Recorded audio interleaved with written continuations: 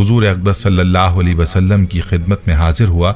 और अर्ज करने लगा कि या रसूलल्लाह सल्लल्लाहु अलैहि वसल्लम, मैं बहुत गरीब हूँ,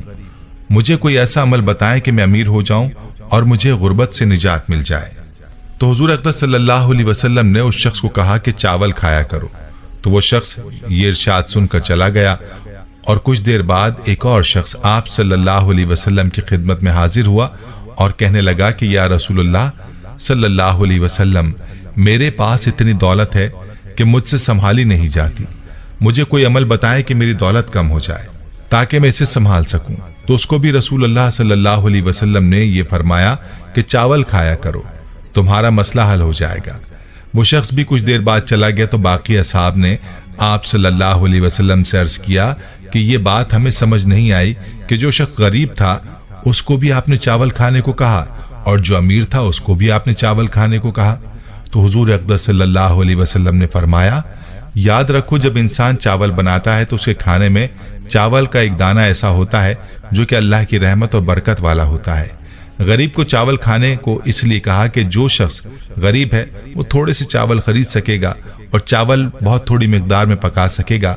और जब खाएगा तो वो एक एक दाना संभाल कर खाएगा और इस तरह वो रहमत और बरकत वाला दाना उस गरीब शख्स के पेट में चला जाएगा और ये उसके लिए उसके रिस्क में बरकत का सबब बनेगा। जबकि जो शख्स अमीर है वो चावल ज्यादा पकाएगा और जब खाने के लिए चावल निकालेगा तो भी ज्यादा निकालेगा और कुछ खाएगा और कुछ जाया करेगा। इस तरह से वो उस दाने को जाया कर देगा जो बरकत और रहमत वाला दाना होगा, लिहाजा उसके रिस्क से बरकत खत्म हो जाएगी और इसके रिस्क में कमी का सबब बनेगी।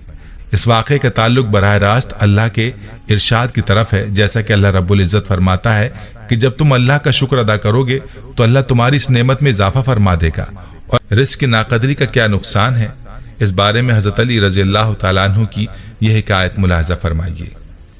हज़रत अली रज़ी अल्लाह तआला अन्हु लोगों को दर्स इखलाक दे रहे थे कि किसी ने पूछा, ऐ अमीरुल मोमिनीन, जिंदगी में अजाब और परेशानी आने की सबसे बड़ी वजह क्या है? बस जैसे ही ये पूछा गया तो हज़रत अली रज़ी अल्लाह अन्हु ने फरमाया, ऐ बंदा खुदा, अचानक से अजाब आने की सबसे बड़ी वजह अल्लाह के रिस्क की बद्दुआ है। तो वो शख्स पूछने लगा, या अली, रिस्क की बद्दुआ वो कैसे?